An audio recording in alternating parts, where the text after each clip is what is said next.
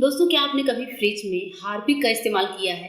ये शायद बहुत ही चौंकाने वाली बात है, लेकिन ये टिप बड़े ही कमाल की होने वाली है क्योंकि एक बार इस टिप को देखने के बाद आप भी रोज ऐसा ही करने वाले हैं। तो चलिए देर न करते हुए शुरू करती हूँ आज की अपनी सबसे पहली टिप। हमारी आज की जो सबसे पहली टिप है, प्याज को काटने को लेकर है। प्याज जब काटते हैं तो प्याज तो काट लेते हैं, चाहे आंसू बहाते हुए काटें चाहे कैसे भी काटें, लेकिन उसके बाद जो सबसे एक कॉमन सी प्रॉब्लम आती है हमारे साथ, वो होती है कि हमारे हाथों में प्याज को काटने के बाद आती है एक बहुत ही अजीब सी स्मेल, जिससे हम अगर नॉर्मल पानी और डिटर्जेंट से साफ करें तो भी ये थोड़ी थोड़ी सी हमारे फिंगर्स में, नेल्स में से आती ही रहती है। इसके लिए क्या करना चाहिए, एक छोटा सा उपाय करेंगे। प्याज को रखेंगे साइड और हाथों में ले लेंगे बहुत थोड़ा सा सॉल्ट आप कोई सा भी यूज़ कर सकते हैं, कॉमन सॉल्ट या फिर सेंधा नमक। मैंने यहाँ पर सेंधा नमक लिया है क्योंकि हमारे घर में इसी का इस्तेमाल करते हैं। सॉल्ट के ऊपर थोड़ा सा पानी डालिए और सॉल्ट और पानी को हाथों में इस तरीके से अच्छे से रब करिए जहां पर से आपको लग रही है कि प्याज की स्मेल आ रही है। अब इसके बाद से आपको क्या करना है, नॉर्मल पानी से, बिना डिटर्जेंट बिना सोप, आपको नॉर्मल पानी से हाथों को अच्छे से वॉश करना है। ये देखिए मैंने हाथों को अच्छे से वॉश कर लिया है और वॉश करने के बाद मेरे हाथों से प्याज की सारी स्मेल निकल चुकी है। कभी कभी ऐसा होता है कि फिंगर्स में, नेल्स से बहुत ज़्यादा स्मेल आती है, तो इस टाइम पर आप ऐसे कर लीजिए, जब भी आपने प्याज ढेर सारे एक साथ काट लिए हों तो हाथों को नमक से और पानी से रब करके और नॉर्मल पानी से वॉश कर लीजिए, सारी महक निकल जाएगी। बढ़ते हैं नेक्स्ट टिप की तरफ। नेक्स्ट टिप है किचन में चींटी और मक्खियों को लेकर। सिर्फ इन दो चीज़ों का इलाज बताने वाली हूँ दोस्तों, हम क्योंकि हमारे किचन में छोटी छोटी जो चींटियाँ होती हैं किचन के स्लैब पर, और जो मक्खियाँ होती हैं वो बहुत ज़्यादा भिनभिनाती हैं।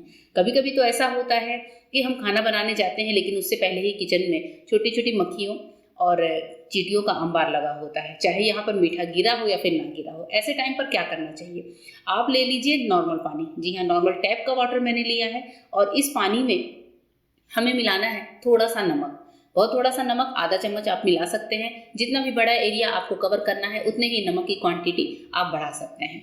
पानी में नमक को डालने के बाद बस ये हमारा तैयार हो गया है एक छोटा सा सॉल्यूशन।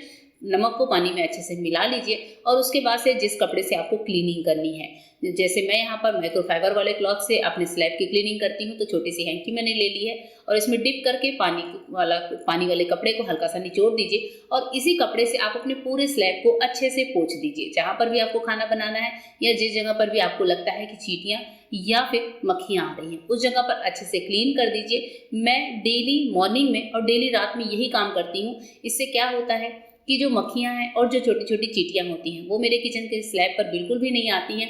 अगर आपको लगता है कि आ रही हैं आपके भी किचन में, तो ये सेम तरीका अपना लीजिए। और पोंछने के बाद आपको इसको तुरंत ही ड्राई नहीं करना है, इसको अपने नेचुरल तरीके से सूखने दीजिए और बस फिर आपका किचन एकदम नीट एंड क्लीन हो जाएगा मक्खी और चींटियों से। टिप कैसी लगी जरूर बताइएगा। नेक्स्ट टिप है दोस्तों हमारी फ्रिज को लेकर।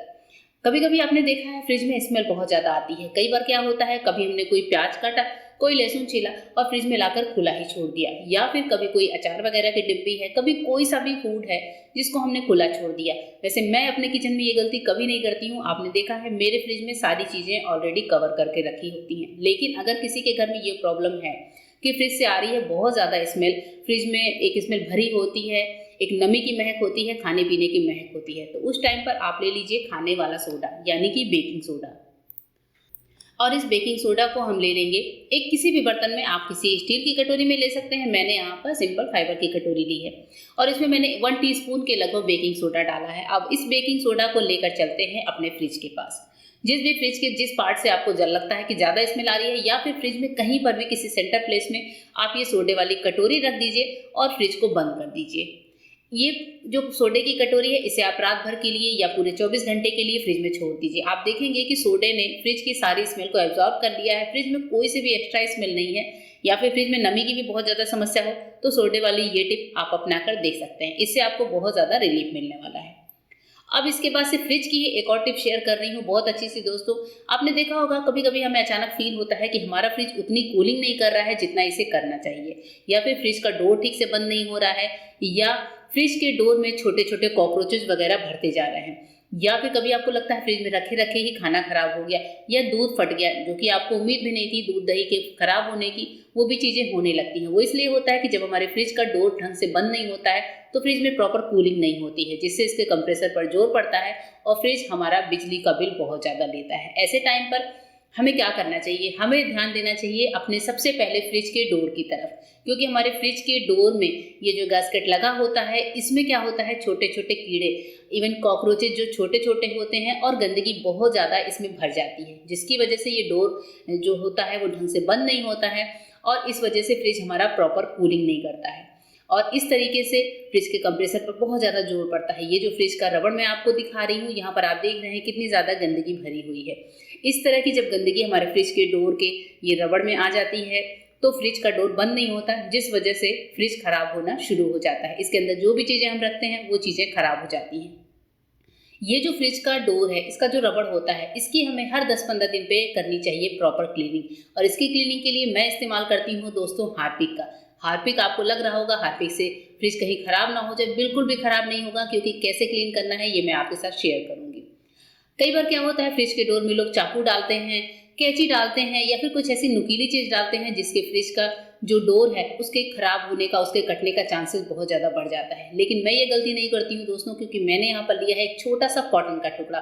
कॉटन का टुकड़ा लेकर मैंने हार्पिक में डिप किया है और बस यहाँ पर रबड़ के बीच में जो गैपिंग है, यहाँ पर जैसे ही हम कॉटन के टुकड़े को फिराते हैं हार्पिक के साथ, क्योंकि हार्पिक में आपको पता है कि कितना क्लीनिंग एजेंट बहुत ही तेज होता है, फास्ट मोड पे ये काम करता है। जैसे ही हम इसमें फिराते हैं आप देख रहे हैं कि कॉटन में तुरंत ही बहुत सारी गंदगी खिंचकर आ जा रही है। हल्के हल्के हाथों से रबड़ के अंदर कॉटन को, जो कॉटन का बॉल है उसको हम जैसे जैसे ही फिरा रहे हैं तो ये सारी गंदगी को अपने अंदर एब्जॉर्ब कर ले रहा है, सिर्फ और सिर्फ हार्पिक की वजह से।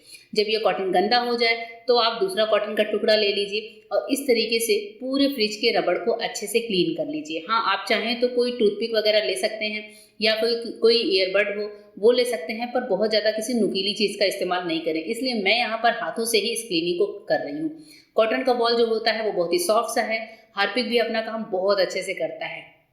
और जब आप हार्पिक से कर लीजिए तो उसके बाद से एक नॉर्मल गीले कपड़े से लेकर या फिर नॉर्मल गीले कॉटन से आप डोर की क्लीनिंग करना बिल्कुल भी मत भूलिए, क्योंकि हार्पिक अगर इस पर लगा रह गया तो हाँ, डोर का जो रबड़ है उसके कटने फटने के चांसेस हो सकते हैं, क्योंकि हार्पिक में थोड़ा केमिकल होता है। तो इससे अच्छे से क्लीन करने के बाद, अब जब मैंने इसे अच्छे से क्लीन कर लिया है तो मैंने क्या करूँगी, एक गीला कपड़ा लेकर इससे अपने जो रबड़ हैं उनके इंटरनली तक अच्छे तक सफाई कर दूंगी, जिससे अगर कहीं हार्पिक का कोई पार्ट लगा भी रह गया है तो वो अच्छे से कपड़े में आ जाए। इस तरीके से फ्रिज के डोर में जो रबड़ है लगा हुआ उसको आप बहुत इजीली क्लीन कर सकते हैं और अपने फ्रिज में जो एक्स्ट्रा बिजली का बिल आ रहा है, जो दरवाज़ा ढंग से बंद नहीं हो रहा है, उसको जो है आप इस चीज़ से अपने फ्रिज को प्रिवेंट कर सकते हैं। क्योंकि फ्रिज के कंप्रेसर पर जोर पड़ते ही फ्रिज हमारा ऑटोमेटिकली बहुत ही गलत तरीके से काम करने लगता है, साथ ही बिजली के बिल का खर्चा भी बढ़ता है।